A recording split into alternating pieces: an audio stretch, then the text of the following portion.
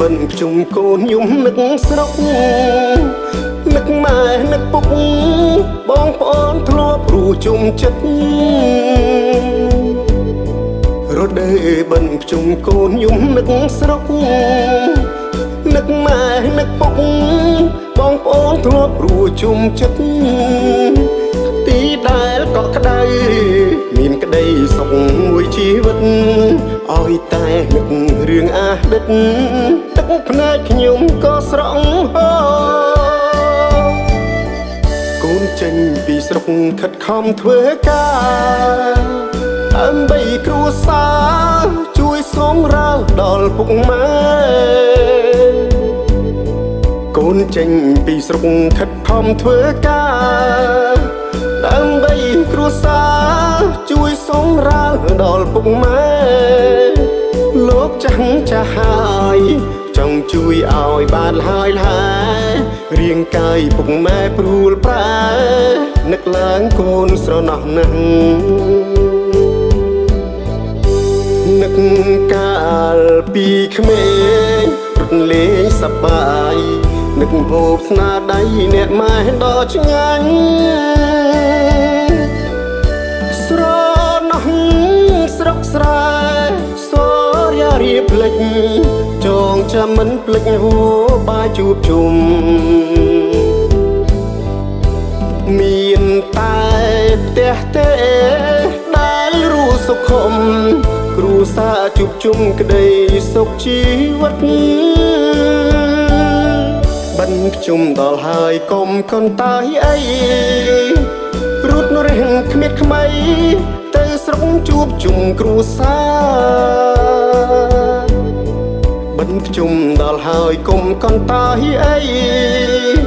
រត់រះគ្មៀតខ្មៃ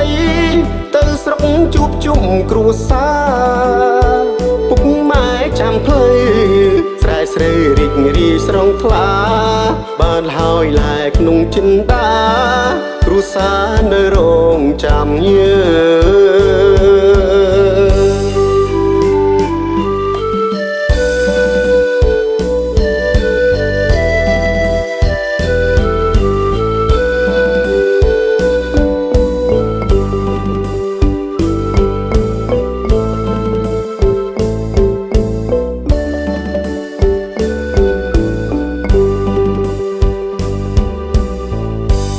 នឹកកាលពីក្មេងរត់លេងសប្បាយនឹកហូបស្នាដៃអ្នកម៉ែដ៏ឆ្ងាញ់ស្រណោះស្រុកស្រែសូរយារៀបភ្លេចចងចាំមិនភ្លេចហូបបាយជួបជុំមានតែផ្ទះទេដែលរស់សុខុមគ្រួសារជួបជុំក្ដីសុខជីវិតបិណ្ឌជុំដល់ហើយកុំកូនតាយអីរត់រះគ្មៀតខ្មៃទៅស្រុកជួបជុំគ្រួសារ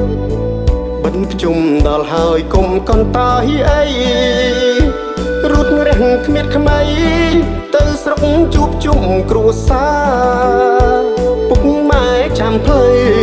ស្រែស្រីរីករាយស្រងថ្លាបានហើយឡែក្នុងចិន្តាគ្រួសារនៅរងចាំញើ